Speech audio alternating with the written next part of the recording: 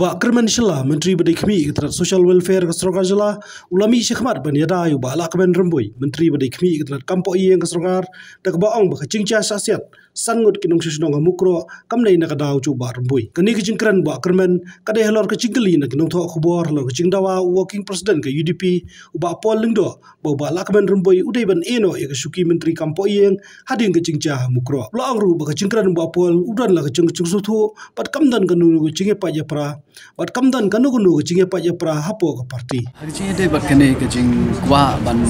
moh kejing ke request lene ke jikwa joki ban hier syuki jong Bah Lahkmen ya kene ngam don e banong retang ke wenga syukwa ban itu hamne ba lada kejing bakla jong ki we ngin suffer mangi kata kamde kamla ban long relada ke de kejing le jongi jong nu minister ba cause ya ke livelihood jong ki riu jong ke state kata ke de ke punishment bagi hap accept ya ka relada ki we ki le ya ke kam long re sha punishment ngi kata niru de ban long ngi hap se tho ya ke situation nelayan jonga nga kujing I jonga inde ke jing bakla jong Bah Lahkmen bai mo plus inde ke jing bakla jong ki police nangiru re hap to ko por ke jingjia hante po Mukroh ke de ke jingjia ke incident ba don bala ban don ba koi perkhat ba kene ke jingjia kan cha so inde ke jing thu ne mo inde ke jing kampoi perkhat ha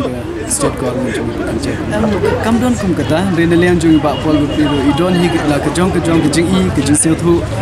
hangne ngi nelayan jong party ngi don ngi tali ha jo ke jimut ngi don ke jo ke jing se thu ban ngi scam ha ke election arachara ko lai ngi don da ke jing se thu jimut lang jong ngi nang wanra khambun ki sit ban ngi scam ke government ke ban sawan ba ke party UDP hi kan long ke party ban yelam ke government nang Syekmat ngi scam kata nang scam ki be ki party ru ki kwa hi kata nelayan jong kum ke UDP ru ni angnot ban ni trang ni kerpat iki pai ba ban ai ngi ke chance ban syekri pai ba ban yelam ni government ke ban